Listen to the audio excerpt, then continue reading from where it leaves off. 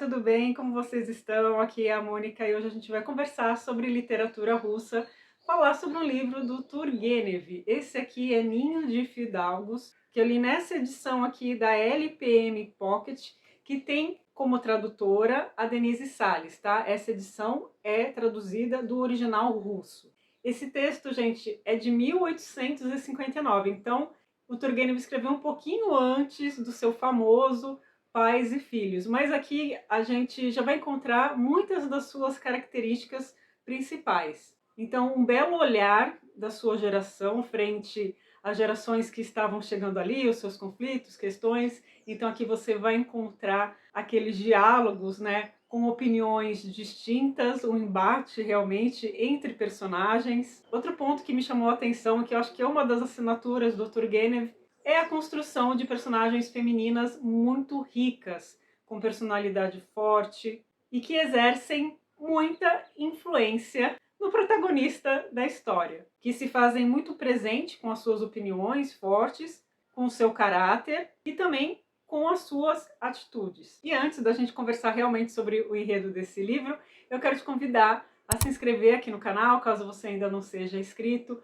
a curtir esse vídeo, hypar. Essas são maneiras simples de você apoiar aqui o canal. Lembrando que aqui no box de informações, gente, vocês encontram links muito importantes, tanto para a área de membros aqui do canal, onde acontecem as nossas leituras conjuntas, como também para o meu link da Amazon, onde você pode fazer as suas compras e também contribuir aqui para o canal, e o meu grupo de ofertas no Telegram. Bom, dados esses recadinhos, então vamos conversar sobre Ninho de Fidalgos, que aqui até na contracapa dessa edição da LPM, diz que tem alguns traços aqui autobiográficos. O personagem principal aqui da história é o Lavrietsky, e ele teve acesso a uma boa educação, ele é de uma família que tem posses, só que a criação dele foi um tanto conturbada. Na verdade, ele é filho de um fidalgo com uma camareira, então foi feito o possível para afastá-lo da mãe não exercer nenhuma influência sobre ele.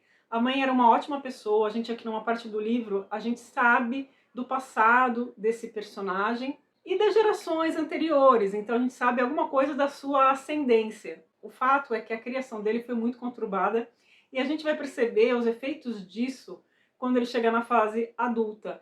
A falta de ferramentas que ele tem para lidar com as pessoas, para enxergar melhor as situações. Ele é uma pessoa muito tímida porque ele teve uma educação por parte do pai com alguns valores muito diferentes, né, do seu temperamento, da sua personalidade. Então, de repente, ele se vê aos 23 anos na universidade, mas sem experiência de vida, uma pessoa muito tímida também com as mulheres, e ele vai acabar se encantando então por uma moça chamada Varvara. E devido a essa sua falta de experiência, ele não consegue enxergar bem quem é de verdade a Varvara, então ele vai acabar se casando com uma pessoa que tem valores muito diferentes do dele. A Varvara é uma dessas personagens que eu comentei com vocês no comecinho do livro, que é muito rica, e a gente vê que ela é extremamente manipuladora. Então é aquela personagem feminina que é totalmente encantadora, que os homens ficam, né, ao redor dela. E aí foi no momento do casamento deles que eles vão para a Europa, especificamente para a França, e lá realmente ela ganha muito destaque ali na sociedade. Então vocês vejam que é mais um texto do Turgenev que a gente vai ter muito do europeu, do ocidente, então dos costumes, de quanto isso influenciou alguns russos, do quanto a Rússia se sentia um tanto atrasada, e quanto desses personagens também, ao ir para o exterior, acabam retornando e retornando de forma muito diferente. Isso vai acontecer, gente, não é spoiler nenhum, tá aqui na contracapa do livro, porque o Lavrietsky descobre que a sua esposa, então, está o traindo. E a descrição disso no livro é muito boa, assim, a página que o Turgenev descreve como foi a descoberta, a reação que ele teve, a reação que ela teve. E o Lavrietsky, ele não consegue lidar muito com a situação porque ele não é uma pessoa que costuma enfrentar, ele não tem essa personalidade do enfrentamento, de encarar as coisas. Ele sempre tenta alguma saída mais fácil. E ele simplesmente deixa a esposa na França e vai para a Itália, porque ele não consegue nem voltar para a Rússia depois desse acontecimento. E o fato que vai ser narrado aqui nessa história é o retorno dele para a Rússia. E isso acontece apenas 4 anos depois do episódio da traição. Porque depois desse tempo, parece que ele então retorna à Rússia com uma outra cabeça, com outro pensamento, e ele tenta realmente se reconciliar, vamos falar assim, com o país, com as suas origens, e tenta achar ali um propósito para ele, porque ele é uma pessoa que não tem problema com renda, né? Mas ele tenta voltar a sua atenção para o trabalho, para a agricultura ali das suas terras. E uma das primeiras coisas que ele faz também ao retornar à cidade, claro que isso vai gerar muitos comentários, né? Porque apesar do fato da esposa tê-lo traído, ele fica também mal falado por ter abandonado a esposa na Europa, entende? Porque não houve uma separação de verdade. E aí ele vai visitar a casa de uma prima. Lá também mora uma tia sua, que ele teve muito contato na infância, uma personagem muito importante, chamada Marfa. Ela é uma pessoa, assim, que é muito direta, muito autêntica, então ela já chama a atenção, porque a gente vai ver esse ambiente, nesse ninho de fidalgos, repleto de muita hipocrisia, sabe? E essa personagem a gente já vê que é diferente nesse sentido. Apesar de ter uma parte aqui nessa história que eu fiquei surpresa com algumas falas dela, né? Isso é mais pra frente do livro, então assim, é uma personagem que vale a pena prestar bastante atenção. E aí então, ele vai pra casa dessa prima, vai visitá-la, e ele é mal visto lá, sabe? Na verdade, ela não gostaria que ele estivesse lá, ela meio que suporta ali a sua presença. E ele vai então encontrar a filha mais velha dessa sua prima, reencontrar, porque ele havia, lógico, conhecido criança, e agora ela já está uma moça com 19 anos, que é a Lisa, que é a outra personagem feminina muito importante aqui na história, tá? Ela é a principal, assim, feminina, ela é a principal aqui nessa história. E a Lisa tem uma personalidade totalmente diferente da Varvara, né, que é a esposa do Lavrietsky. Ela é muito dócil, muito religiosa, e uma coisa que se destaca muito nessa personagem também é o senso de dever. Então, à primeira vista, ela parece uma pessoa assim muito frágil, mas depois a gente vai ver que ela carrega assim uma força e está muito pautada nesses seus ideais, do que ela considera como certo, e também, claro, né, na religião. Então a gente vai ver aos poucos que o Lavrietsky vai ficar cada vez mais atraído pela Lisa. Ele, que era um homem muito triste, sabe quando você não vê as coisas com brilho? O Lavrietsky é bem assim no começo dessa história. Ele é totalmente desiludido, e as idas à casa da Lisa faz com que surja alguma esperança para ele.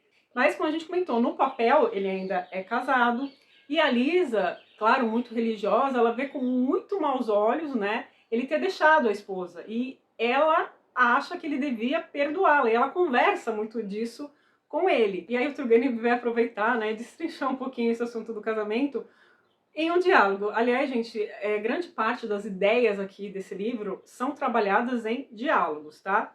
E aí ela chega num ponto que ela fala assim pra ele: por que então o senhor se casou com ela? Se ele fala tão mal da esposa, por que ele se casou, né, com uma mulher dessa? Aí ele responde assim: porque me casei? Naquela época eu era jovem e inexperiente. Enganei-me, deixei-me levar por uma aparência bonita. Eu não conhecia mulheres, não sabia nada. E aí é algo que vai deixar os dois mais próximos ainda, porque a Lisa está prestes a se casar, talvez, porque há um pretendente ali para ela que a sua mãe vê com bons olhos.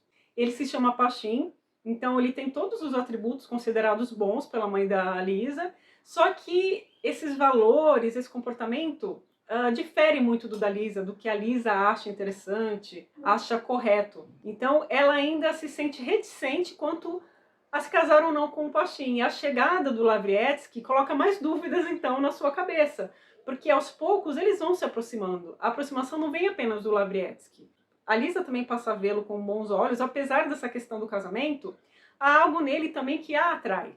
Então ela reprova, claro, a sua atitude, mas ao mesmo tempo ela o recebe, ela conversa com ele. O Turgenev retoma, né, com diálogos, o tema do casamento dele, a escolha errada que ele fez, e que ele faz de tudo ali para Lisa não cometer o mesmo erro que ele cometeu na juventude. O Lavrietsky aqui está com uns 35 anos e a Lisa com 19. E aí ele coloca assim, o Lavrietsky diz: a senhorita não conseguiria entender tudo que um garoto inexperiente que não recebeu uma boa educação pode tomar como amor. Vejam, né, os efeitos dessa educação turbulenta que ele teve, né, na infância e na juventude. Mas afinal, para que ficar caluniando a si próprio? Acabei de lhe dizer que eu não conhecia a felicidade.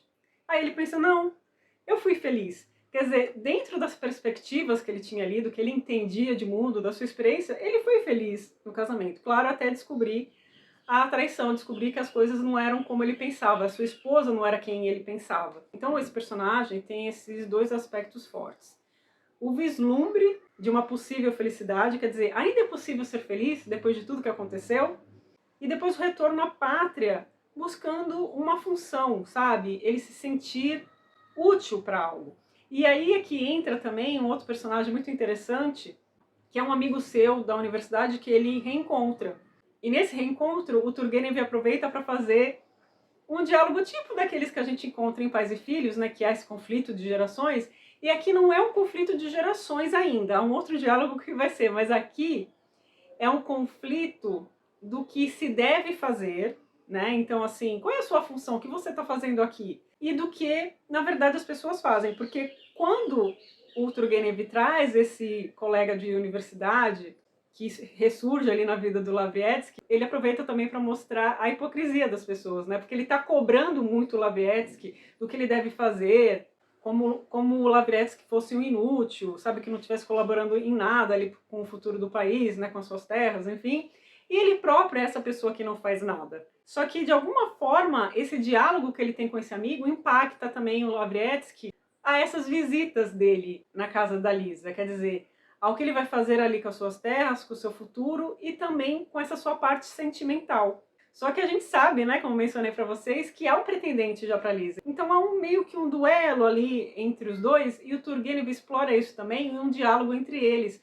Só que aí ele vai além. Ele aproveita para mostrar a visão diferente desses dois personagens que representam, né, grupos na Rússia da época que queriam, claro, que o país avançasse, só que de formas diferentes. Um de maneira mais radical e o outro de forma mais conservadora. Então, aqui em Ninho de Fidalgos, a gente também vai encontrar esse debate de ideias muito interessante, onde, claro, o Lavretsky vai aproveitar para fazer um bom papel ali frente à Lisa, que observava, claro, essa discussão. E quanto à aproximação, né, do Lavretsky com a Lisa, vai acontecer algo aqui que eu não vou contar, que é uma notícia que chega, que pode mudar, né, o rumo deles.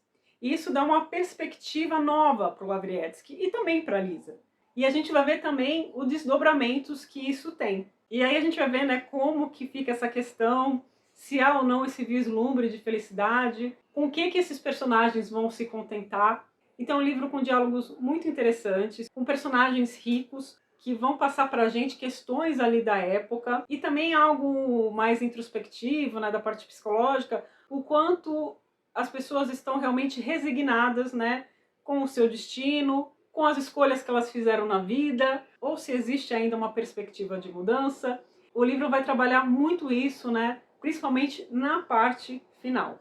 É um livro bem curtinho, eu adorei começar o ano lendo um Turgenev e recomendo para vocês. Eu acho que para quem já gosta do escritor é uma boa pedida e para conhecer também, porque é um livro com uma leitura bem fácil.